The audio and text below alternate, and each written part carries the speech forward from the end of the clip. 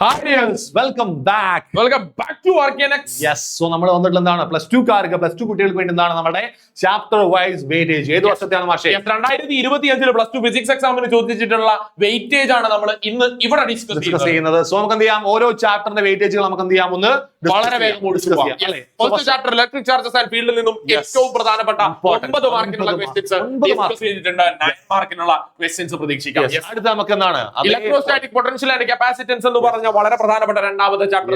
ഈ രണ്ട് ചാപ്റ്റേഴ്സ് അല്ലെ, അത് ബെസ്റ്റ് കോംബോ ആയിട്ട് നമുക്ക് എന്ത് ചെയ്യാം, ഈ പ്ലസ് ടു നമുക്ക് പറയാൻ സാധിക്കുന്ന രണ്ട് ചാപ്റ്റേഴ്സ് ആണ് ഇലക്ട്രോസ്റ്റാറ്റിക്സ് എന്ന് പറഞ്ഞ ആ ഒരു രണ്ട് ആൾക്കാർ അല്ലെ. സോ കറക്റ്റ് ആയിട്ട് നല്ല വെയിറ്റേജ് വെച്ചിട്ടുണ്ട്. 9+8 അല്ലെ 17 മാർക്കിന് ഇലക്ട്രോസ്റ്റാറ്റിക്സ് എന്ന് മാത്രം വന്നിട്ടുണ്ട് ക്വസ്റ്റ്യൻ. സോ നിങ്ങൾ എന്ത് ചെയ്യും, ഇലക്ട്രോസ്റ്റാറ്റിക്സ് മിസ് ചെയ്യരുത്. 17 മാർക്സ് 17 മാർക്കിന് ചോദ്യങ്ങളുണ്ട്. അടുത്തത് പ്രധാനപ്പെട്ട ചാപ്റ്റർ തന്നെയാണ് കറന്റ് ഇലക്ട്രിസിറ്റി. അടുത്തത് മൂവിംഗ് ചാർജസ് ആൻഡ് മാഗ്നറ്റിസം എന്ന് പറഞ്ഞ അടുത്ത പ്രധാനപ്പെട്ട ചാപ്റ്റർ ആണ്. 8 മാർക്കിന് നമുക്ക് ക്വസ്റ്റ്യൻസ് വന്നിട്ടുണ്ട്.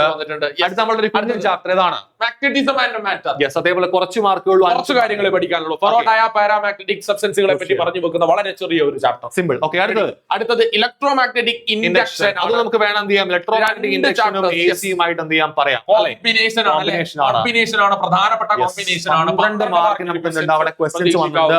EMI AC എന്ന് പറഞ്ഞ കോമ്പിനേഷനിൽ നിന്ന് എന്ത് ചെയ്യാം, നിങ്ങൾക്ക് 12 മാർക്കിനാണ് കഴിഞ്ഞ വർഷം നിങ്ങൾക്ക് ക്വസ്റ്റ്യൻസ് വന്നത്. സോ അതേപോലെ തന്നെ എന്ത് ചെയ്യാം, ഈ വർഷം നിങ്ങൾക്ക് ക്വസ്റ്റ്യൻസ് പ്രതീക്ഷിക്കാം. ഓക്കെ, അടുത്തത് വളരെ ചെറിയ ചാപ്റ്റർ ആണ്.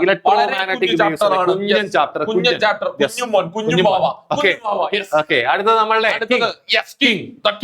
റേ ഒപ്റ്റിക്സ് അല്ലെ. റേ ഒപ്റ്റിക്സ് എന്ന് പറഞ്ഞ ഈ ആള് അല്ലെ, 10 മാർക്കിനാണ് നമുക്ക് എന്ത് ചെയ്തത് ക്വസ്റ്റ്യൻസ് വന്നിട്ടുള്ളത്. റെഡി അല്ലേ? അത്രയും മാർക്ക് നമുക്ക് റേ ഒപ്റ്റിക്സ് വന്നിട്ടുണ്ട്. So never ever skip this. Okay, ready അല്ലേ?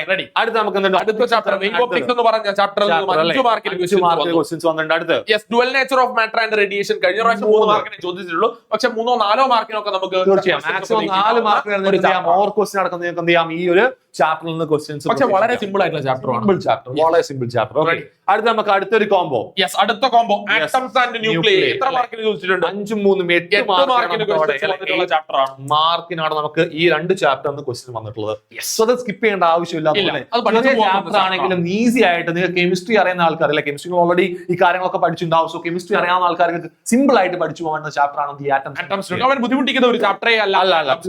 ഓക്കെ, അടുത്ത നമുക്ക് അവസാനത്തെ സെമികണ്ടക്ടേഴ്സ് ആൻഡ് ഇലക്ട്രോണിക്സ്. എല്ലാ കുട്ടികൾക്ക് എന്ത് ചെയ്യുന്നുണ്ട്, ഇത് ഒരു ബുദ്ധിമുട്ടായിട്ട് പറയാം. കാരണം ഇതുവരെ അവർ കേൾക്കാത്ത കുറെ സാധനങ്ങളാണ് അവിടെ കേൾക്കുന്നത്. ഓക്കെ, അതുകൊണ്ട് തന്നെ അതിന് കുറച്ച് വെയിറ്റേജുകളും ആവശ്യമുണ്ടെങ്കിൽ മാത്രം നിങ്ങൾക്ക് സ്കിപ്പ് ചെയ്യാവുന്ന ഒരു ചാപ്റ്ററാണ്. സമയമില്ലെങ്കിൽ നിങ്ങൾക്ക് ബാക്കിയുള്ള ചാപ്റ്റേഴ്സ് പഠിക്കാൻ സമയം കിട്ടുന്നില്ല എങ്കിൽ ഇത് നിങ്ങൾക്ക് വേണമെങ്കിൽ എന്ത് ചെയ്യാം, ഒന്നെടുത്ത് സൈഡോട്ട് വെക്കാം. എന്നിട്ട് എന്ത് ചെയ്യാം, ഇമ്പോർട്ടൻസ് അങ്ങനെ മാറി നിൽക്കാൻ പറയാം. റേ ഒപ്റ്റിക്സിനും EMI ACക്കും അതേപോലെ ഇലക്ട്രോസ്റ്റാറ്റിക്സിനും കൊടുത്തു കഴിഞ്ഞാൽ മാർക്കുകൾ നിങ്ങൾക്ക് എന്ത് ചെയ്യാം, സ്കോർ ചെയ്യാം. ഞാൻ പറയുകയാണെങ്കിൽ സാറേ, ഇവർക്ക് റേ ഒപ്റ്റിക്സും അതേപോലെ തന്നെ മൂവിംഗ് ചാർജസ് ആൻഡ് മാഗ്നറ്റിക്സും ഇലക്ട്രിക് ചാർജസ് ആൻഡ് ഫീൽഡും ഒക്കെ ഒന്ന് തറവാക്കണമെന്ന് തോന്നുന്ന ആളുകളാണെങ്കിൽ, ഒന്ന് റിവൈസ് ചെയ്യണമെന്ന് തോന്നുന്ന ആളുകളാണെങ്കിൽ അവർക്ക് എന്ത് ചെയ്യാം, ഈ സെമി കണ്ടക്ടർ ഇലക്ട്രോണിക്സ് എന്ന് പറഞ്ഞ ചാപ്റ്റർ വേണമെങ്കിൽ മാത്രം സ്കിപ്പ്. നമ്മൾ അത്രയും സ്ട്രെസ് ചെയ്ത് പറയുന്നില്ല, ആവശ്യക്കാർക്ക് മാത്രം വേണമെങ്കിൽ നിങ്ങൾക്ക് എന്ത് ചെയ്യാം, സ്കിപ്പ് ചെയ്യാൻ കഴിയുന്ന ഒരു ചാപ്റ്റർ ആണ് എന്ത്, സെമി കണ്ടക്ടർ ഇലക്ട്രോണിക്സ് എന്ന് പറഞ്ഞ ചാപ്റ്റർ.